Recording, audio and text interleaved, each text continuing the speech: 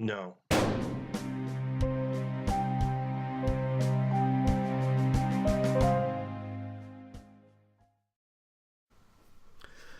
Hello everybody, I'm going to move my microphone this way so it's closer, and welcome to another episode of Zero Interest. Yay!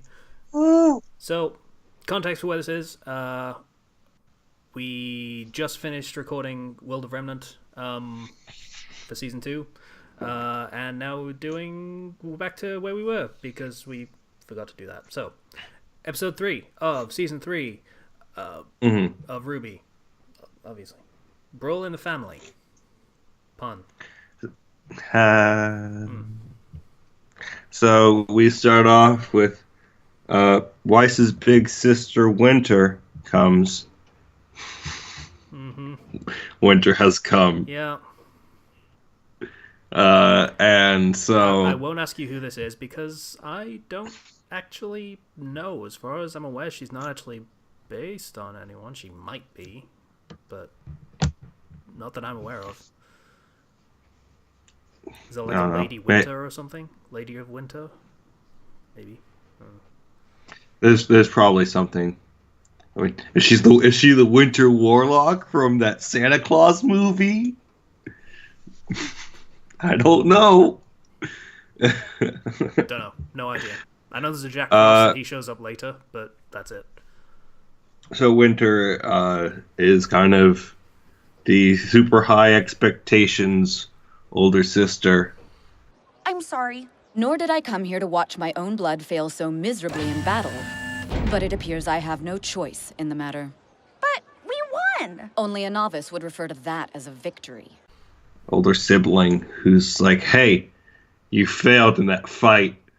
You missed 3 times.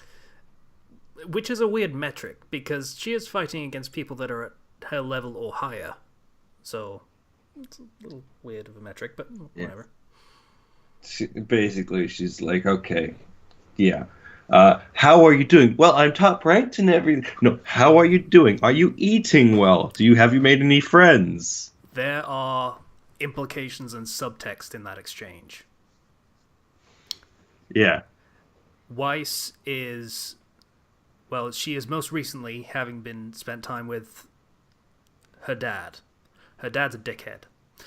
So her expectations when she hears the question, how are you doing, is to answer, well, I am doing well in this, and this. This is how I am progressing so that I can be of more use to the family and our name and such things. So what Winter is saying in this exchange is, no, I'm not dad. I'm asking how you are. Yeah. And that's, like, I picked up on that, and I felt that was, like, enough to be like, yeah, she may be strict, but she does genuinely care about Weiss as a person. Like, caring about the fact that she made friends, that's not something like, if she said, have you made any social contacts, then you'd know that it was a pretty effed up family situation. But you can see a little bit of why Weiss is like, oh man, my older sister, because she really looks up to her older sister. She really and her older does. sister, yeah. And her older sister is probably the only person who genuinely cares about her and how she's actually doing. There is another, but there's a difference in the other, but we'll get to that next season. So, yeah, and there's an exchange between Winter and RWBY in that introduction going down, and RWBY tries to be all prim and proper like Weiss was, and does a hack job of it. But there's a shot of Winter where her lip almost curls in a smile, like, oh, she's trying. kind of thing. Oh, yes, of course.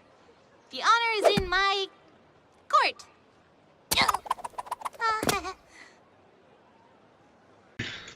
RWBY is extremely adorable in this episode. I don't know why, but she just is. You get the feeling Winter appreciates the effort, at least. Yeah. And so she's like, oh, take me to your quarters. I want to see them, and if they meet up with my standards. And Weiss is like, well, don't worry about the bunk beds. They look unstable, but she's like, bunk beds? She always wanted bunk beds as a kid. Yeah. As a reminder. So, it's... I don't know. Like, when I first saw her, Winter, I was like, okay, no, she's just strict. And then I found myself kind of seeing a little bit more of their relationship. Of, yeah, there's definitely more to it than what you see initially. You did say, like, when she first showed up, you said that voice acting, was that in a good way or a bad way? It's a good way. She has a good voice actress. Memory serves, that's, I want to say Elizabeth Maxwell? I want to say. Who I believe has done some, like, mainstream work as well.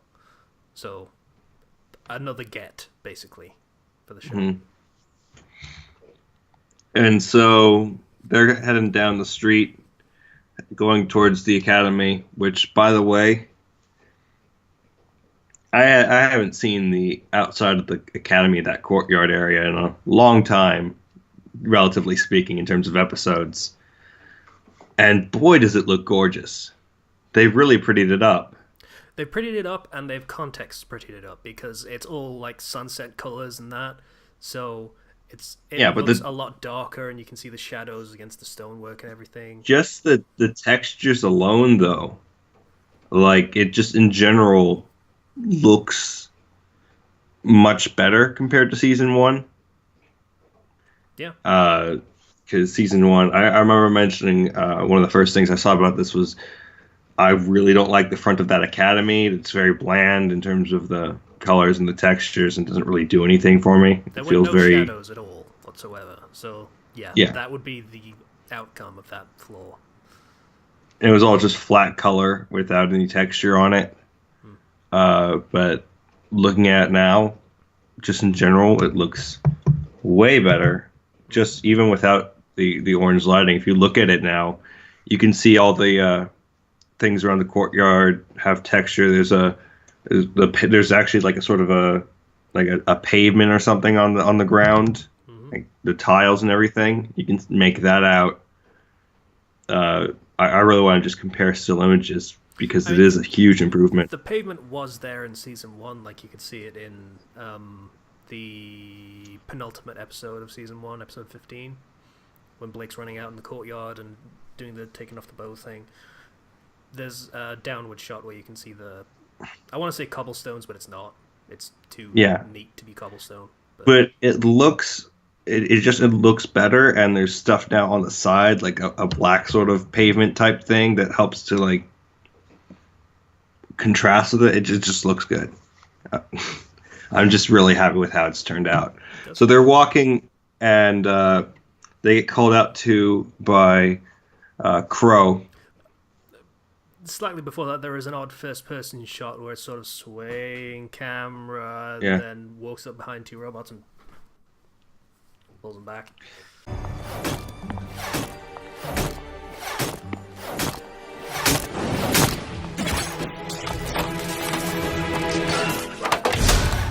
Yeah, he takes out the two robots, and Crow is drunk.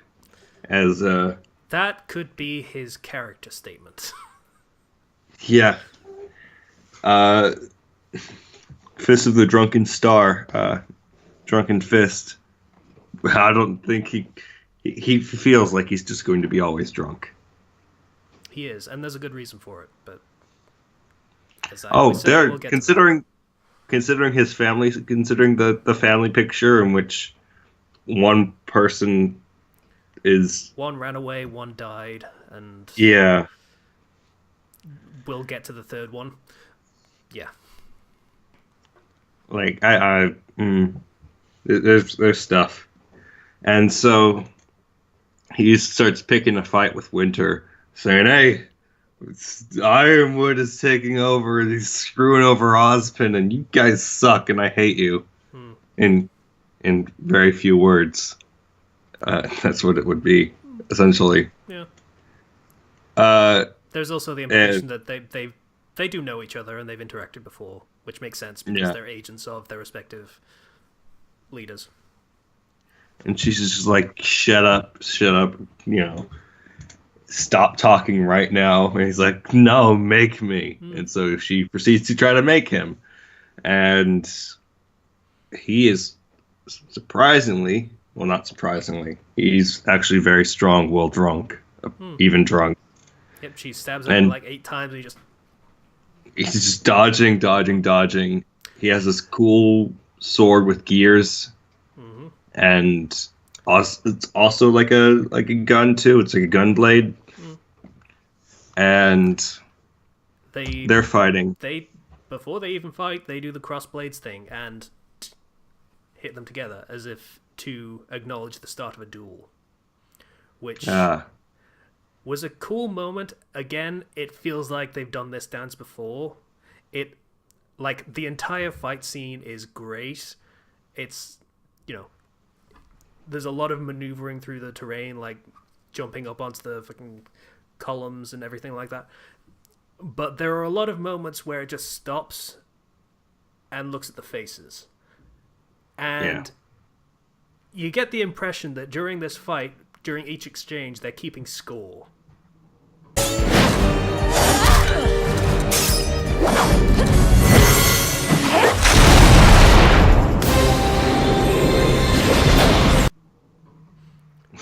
Like, it almost feels like flirting, really. So, I thought that was pretty cool.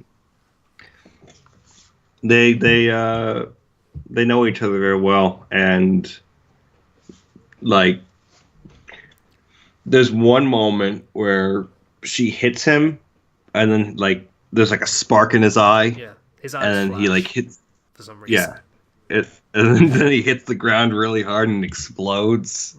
And I thought that was really cool. I was like, is his semblance like Yang? Was that no? Nope. Okay. We know what his semblance is, and it's definitely not. No. Okay. Is it really awesome? No. Oh, is it really bad? Kinda. We'll get to it. Because I feel like he would either have a really awesome semblance or a really bad one, and that's why he drinks. We'll get to it. So, yeah, they have the fight scene, and Crow is about to, like, it's not a secret, he was about to do his blade extension thing and curve it so it's like a scythe, because, he taught RWBY how to make her own weapon, so both of them are scythes. But at the last second, he's like, nope, and puts the weapon away. So, I think it's probably because he saw Ironwood. Yeah. When I first saw his sword start to transform, I didn't think it was going to go scythe. I was like, okay, is he going to do the Ivy from Soul Calibur thing with the extendo sword, where it becomes a sword whip? No. Because that's what my first thought was, because it looked like it. One thing I should say, because I watched a video recently that was really cool, there have been hints to his semblance since his first appearance. Like in episodes 1 and 2 of this season.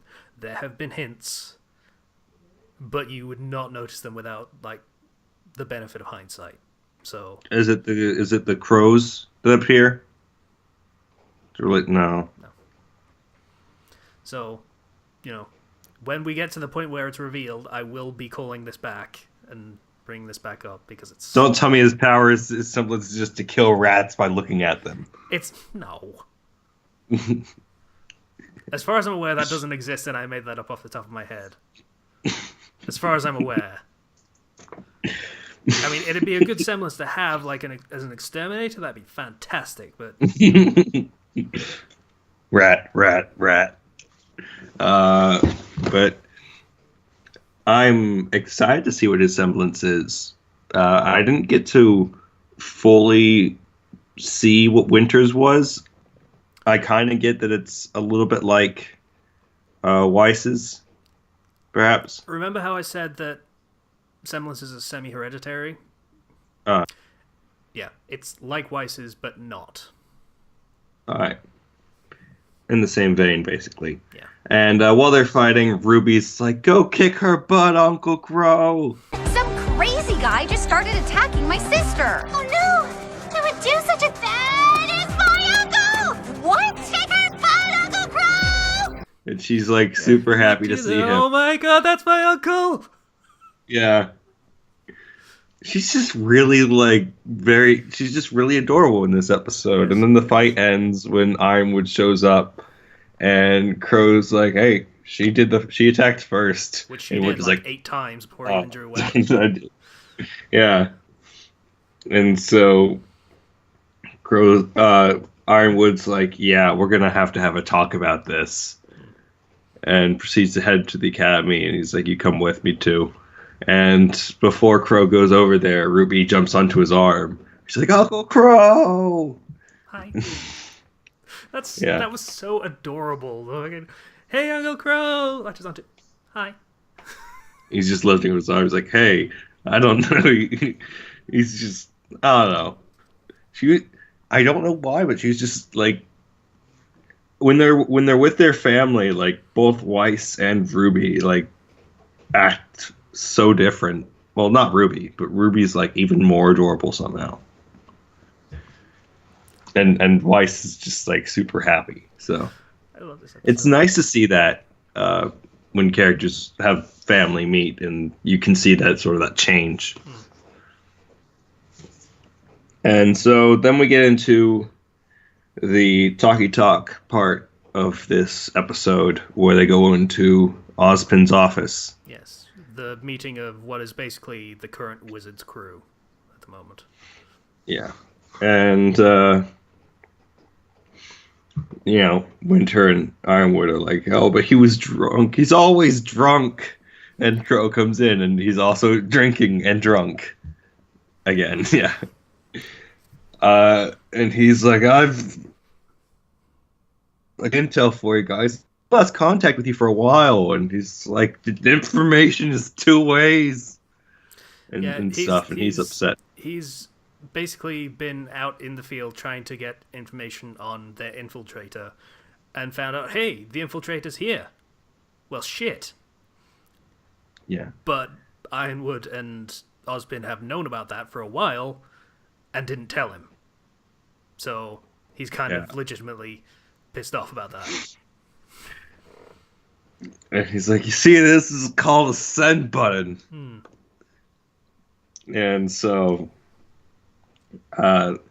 he's like, you think this army will protect you?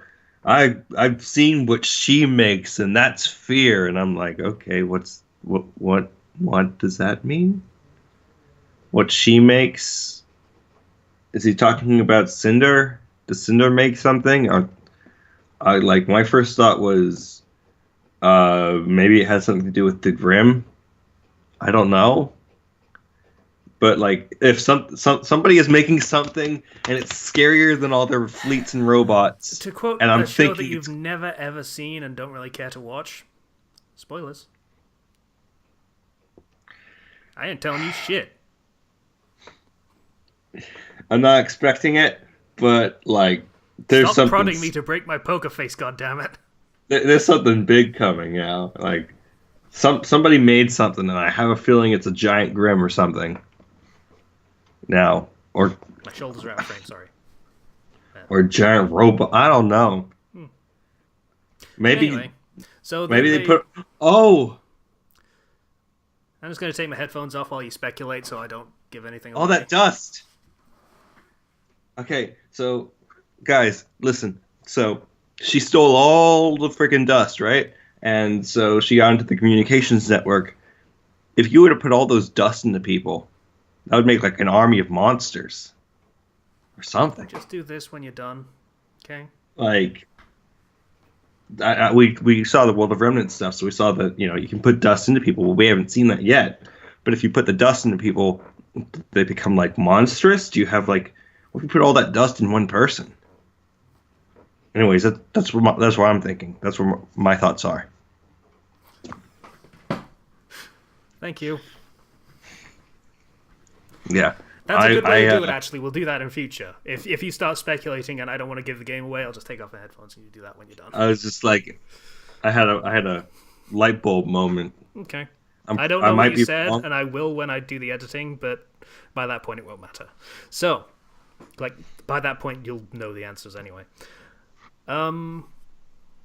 Where were we? Oh yeah.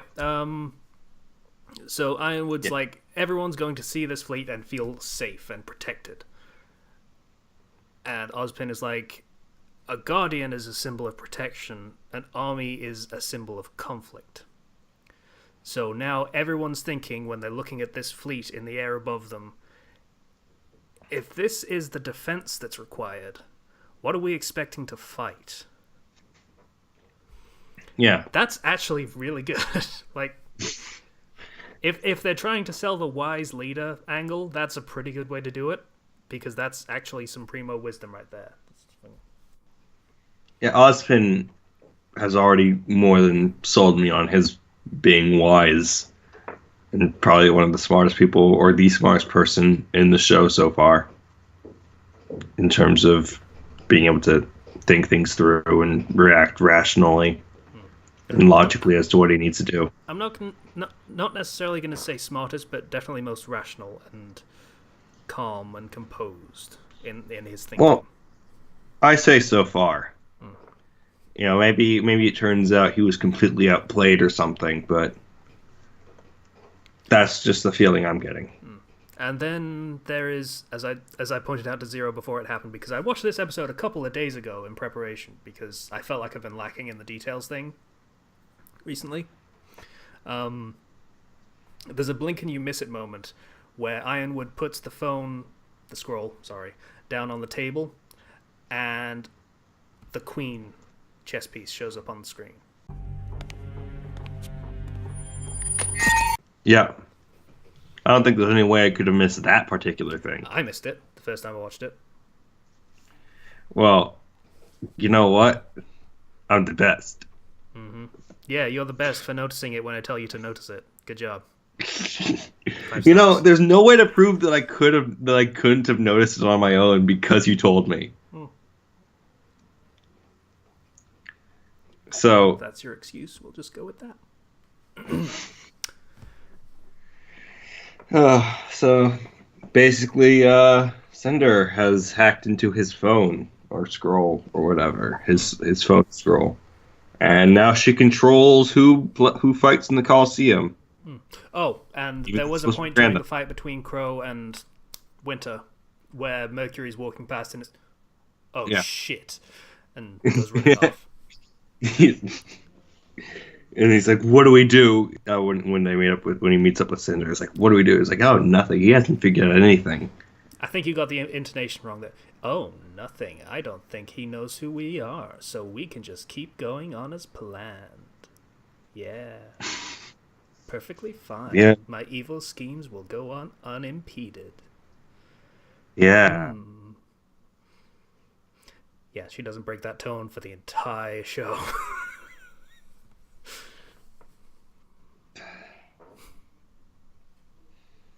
But yeah. That's about it for that episode, other than, hey. She sets the game up so that Emerald and Mercury will be fighting Coco and what's his name from Team Coffee. Yeah. Velvet's team. Yeah. So she's sitting there and she's all smug and everything. And I'm just thinking about, boy, I wish I had some popcorn right now. Yeah, there was a mention of popcorn. And I think I actually have some unpopped popcorn. How long does that keep, by the way? Like, unpopped popcorn? A while. Cool, I could probably eat that, actually. I say that, I really need to do something about this double It's so I probably should. It's just the kernels, so it's like, it lasts a while. Anyway, yeah, so that's this episode. There's not really anything else to talk about. Yep. We're going to move on to the next one. Yeah. Thanks for watching. Bye. See you in a few days.